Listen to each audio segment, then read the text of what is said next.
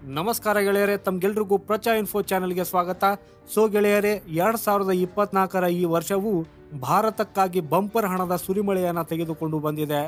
Actually ಈಗಿಂದ ಕೆಲವು ವಾರಗಳ ಹಿಂದೆ ಭಾರತದ ಅಂಡಮಾನ್ ಐಲ್ಯಾಂಡ್ಗಳಲ್ಲಿ ಕಚ್ಚಾ ತೈಲದ ನಿಕ್ಷೇಪಗಳು ಪತ್ತೆಯಾಗಿವೆ ಅನ್ನೋ ಒಂದು ಸುದ್ದಿ ಬಂದಿತ್ತು.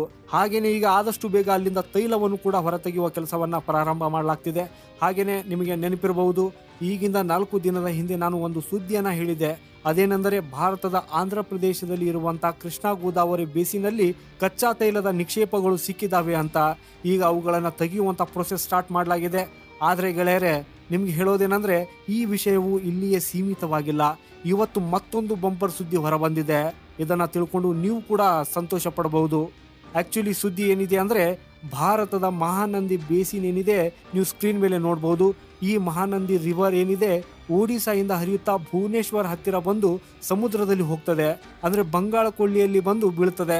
ಈ ಪೂರ್ತಿ ಇಲಾಖೆಯನ್ನೇ ಮಹಾನಂದಿ ಬೇಸಿನ್ ಅಂತ ಹೇಳಲಾಗ್ತದೆ. ಹಾಗೇನೆ ಇಲ್ಲಿರುವ ಆಫ್ ಶೋರ್ ಪ್ರದೇಶ ಏನಿದೆ, ಅಂದ್ರೆ ಇಲ್ಲಿರುವಂತಹ ಒಡಿಶಾದ ಭೂಮಿ ಏನಿದೆ, ಅಲ್ಲಿಂದ ಹೆಚ್ಚು ಕಡಿಮೆ 30 ಕಿಲೋಮೀಟರ್ ದೂರ ಸಮುದ್ರದಲ್ಲಿ ಭಾರತದ ಕಂಪನಿ ಆಗಿರುವಂತಹ ONGCಯು ತೈಲ ಹಾಗೂ ಗ್ಯಾಸ್ನ ಹುಡುಕಾಟದಲ್ಲಿದ್ದರು. ಆದರೆ ಇವತ್ತು ಒಂದು ಬಹಳ ದೊಡ್ಡ ಗುಡ್ ನ್ಯೂಸ್ ಬಂದಿದೆ.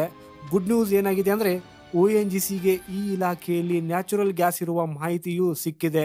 ಹೌದು ಗೆಳೆಯರೆ, ಹಾಗೇನೆ ಎಲ್ಲಕ್ಕಿಂತ ವಿಶೇಷವಾದದ್ದು ಏನಂದ್ರೆ, ಇಲ್ಲಿ ONGCಗೆ ಒಂದಲ್ಲ 2 ನ್ಯಾಚುರಲ್ ಗ್ಯಾಸ್ನ ನಿಕ್ಷೇಪಗಳು ಸಿಕ್ಕಿವೆ. ಹಾಗೂ ಇದೊಂದು ಬಹಳ ಇಂಪಾರ್ಟೆಂಟ್ನು ಕೂಡ ಆಗಿದೆ. ಇದಕ್ಕೆ ಕಾರಣ ಏನಂದ್ರೆ, ನೋಡಿ ಗೆಳೆಯರೆ, ಬರುವಂತ 5-10 ವರ್ಷದಲ್ಲಿ ಕಚ್ಚಾ ತೈಲದ ಉಪಯೋಗವು ಬಹಳ ಕಡಿಮೆ ಆಗಲಿದೆ. ಯಾಕಂದ್ರೆ ಪ್ರತಿಯೊಂದು ಇಲೆಕ್ಟ್ರಿಫೈ ಆಗಿರಲಿದೆ, ಆದರೆ ಗ್ಯಾಸ್ನ ಉಪಯೋಗವು ನಿರಂತರವಾಗಿ ಆಗಿರಲಿದೆ. ಆಕ್ಚುಲಿ ಸದ್ಯಕ್ಕೆ ಎಷ್ಟು ಪರಿಸರದ ಸಮ್ಮೇಳನಗಳು ಆಗಿವೆ, ಆ ಸಮ್ಮೇಳನದಲ್ಲಿ ಎಲ್ಲಾ ದೇಶಗಳಿಗೆ ಈ ರೀತಿಯಾಗಿ ಪ್ರೋತ್ಸಾಹಿಸಲಾಗ್ತದೆ.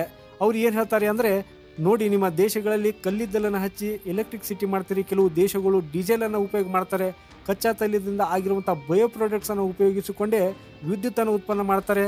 ಆಗ ಇದರಿಂದ ಭಯಂಕರ ಮಾಲಿನ್ಯವಾಗ್ತದೆ. ಇಂಥದ್ರಲ್ಲಿ ನೀವು ಇವೆಲ್ಲವನ್ನು ಉಪಯೋಗಿಸಲಾರದೆ ಕೇವಲ ನ್ಯಾಚುರಲ್ ಗ್ಯಾಸ್ನ ಉಪಯೋಗವನ್ನ ಮಾಡಿ. ಯಾಕಂದ್ರೆ ಅವುಗಳು ಮಾಲಿನ್ಯವನ್ನ ಬಹಳಷ್ಟು ಕಡಿಮೆ ಪ್ರಮಾಣದಲ್ಲಿ ಮಾಡ್ತವೆ. ವಿಶೇಷವಾಗಿ ಕಲ್ಲಿದ್ದಲು ಹಾಗೂ ಡೀಸೆಲ್ನ ಕಂಪೇರ್ ಮಾಡಿದ್ರೆ ಹೆಚ್ಚು ಕಡಿಮೆ ಇಲ್ಲ ಅಂತಾನೆ ಹೇಳಬಹುದು. ಅದಕ್ಕಾಗಿ ಈಗ ಬಹಳಷ್ಟು ದೇಶಗಳು ಕಲ್ಲಿದ್ದಲು ಹಾಗೂ ಡೀಸೆಲ್ ಇಂದ ನ್ಯಾಚುರಲ್ ಗ್ಯಾಸ್ಗೆ ಶಿಫ್ಟ್ ಆಗ್ತಿದ್ದಾರೆ. ಹೇಗೆ ವಿದ್ಯುತ್ತಿನ ಬೇಡಿಕೆ ಹೆಚ್ಚಾಗ್ತದೆ, ಇಂಥದ್ರಲ್ಲಿ ಬರುವಂತ ಸಮಯದಲ್ಲಿ ಇದರ ಉಪಯೋಗವೂ ಆಗಿರಲಿದೆ. ಎರಡನೇ ಕಾರಣ ಏನಪ್ಪಾ ಅಂತಂದ್ರೆ, ನ್ಯಾಚುರಲ್ ಗ್ಯಾಸ್ನ ಉಪಯೋಗ ಕೇವಲ ವಿದ್ಯುತ್ತನ್ನು ಉಪಯೋಗಿಸುವುದರಲ್ಲಿ ಅಷ್ಟೇ ಅಲ್ಲ, ಅದಕ್ಕಿಂತ ಹೆಚ್ಚು ಉಪಯೋಗವಾಗುತ್ತದೆ ನಿಮ್ಮ ಮನೆಯಲ್ಲಿ. ಹೌದು ಗೆಳೆಯರೆ, ಅಡಿಗೆ ಮಾಡುವುದರಲ್ಲಿ ಕೂಡ ಅದು LPG ಅನ್ನೋ ನ್ಯಾಚುರಲ್ ಗ್ಯಾಸ್ ಇಂದಲೇ ಆಗ್ತದೆ. ಅದರಿಂದಲೇ LNG ಆಗ್ತದೆ. ಇದರಿಂದ ಯೂರಿಯಾ ಮಾಡಲಾಗ್ತದೆ, ಫರ್ಟಿಲೈಸರ್ ಅನ್ನ ಮಾಡಲಾಗ್ತದೆ, ಕೆಮಿಕಲ್ನು ಕೂಡ ಮಾಡಲಾಗ್ತದೆ, ಇಂಡಸ್ಟ್ರಿಯಲ್ಲೂ ಕೂಡ ಉಪಯೋಗವಾಗ್ತದೆ. ಯಾಕಂದ್ರೆ ಇವುಗಳು ಬಹಳಷ್ಟು ಕಡಿಮೆ ಮಾಲಿನ್ಯವನ್ನು ಉತ್ಪನ್ನ ಮಾಡ್ತದೆ. ಅದಕ್ಕಾಗಿಯೇ ಸರ್ಕಾರವು ಇದನ್ನ ವಾಹನಗಳಲ್ಲಿ CNGಯ ರೂಪದಲ್ಲಿ ಕೂಡ ಪ್ರೋತ್ಸಾಹವನ್ನ ಮಾಡ್ತದೆ. ನೀವು ನೋಡಿರಬಹುದು, ಬಹಳಷ್ಟು ವಾಹನಗಳಲ್ಲಿ ಬಹಳ ಜನರು CNGಯ ಸಿಲಿಂಡರ್ನ ಹಾಕ್ಬಿಡ್ತಾರೆ. ಅದನ್ನು ಕೂಡ ನ್ಯಾಚುರಲ್ ಗ್ಯಾಸ್ ಆಗಿದೆ, ಆದರೆ ಅದು ಕಂಪ್ರೆಸ್ ಇದೆ. ಹೌದು ಗೆಳೆಯರೆ, ಅದನ್ನು ಕಂಪ್ರೆಸ್ ನ್ಯಾಚುರಲ್ ಗ್ಯಾಸ್ ಅಂತ ಹೇಳಲಾಗ್ತದೆ, ಅಂದ್ರೆ CNG. ಸೊ ಇದರಿಂದ ನೀವು ತಿಳ್ಕೊಳ್ಳಿ ಈ ನ್ಯಾಚುರಲ್ ಗ್ಯಾಸ್ನ ಎಷ್ಟು ಮೆಗಾ ಯೂಸ್ ಇದೆ ಅನ್ನೋದನ್ನ. ಹಾಗೇನೆ ಬರುವಂತ ಸಮಯದಲ್ಲಿ ಪೆಟ್ರೋಲ್ ಡೀಸೆಲ್ನ ನಂತರವೂ ಕೂಡ ಇದರ ಉಪಯೋಗವೂ ಆಗಲಿದೆ. ಅದಕ್ಕಾಗಿಯೇ ಭಾರತಕ್ಕೆ ಇದರ ಬಹಳ ಅವಶ್ಯಕತೆ ಇದೆ.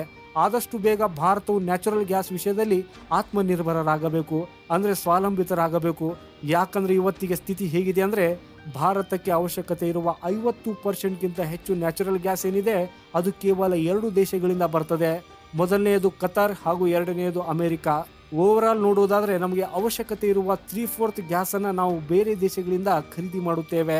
ಅದಕ್ಕಾಗಿ ಮಹಾನಂದಿ ಬೇಸಿನಲ್ಲಿ 2 ನಿಕ್ಷೇಪಗಳು ಏನು ಪತ್ತೆಯಾಗಿದೆ, ಇದು ಭಾರತಕ್ಕೆ ಸೂಪರ್ ಕ್ರಿಟಿಕಲ್ ಆಗಿದೆ.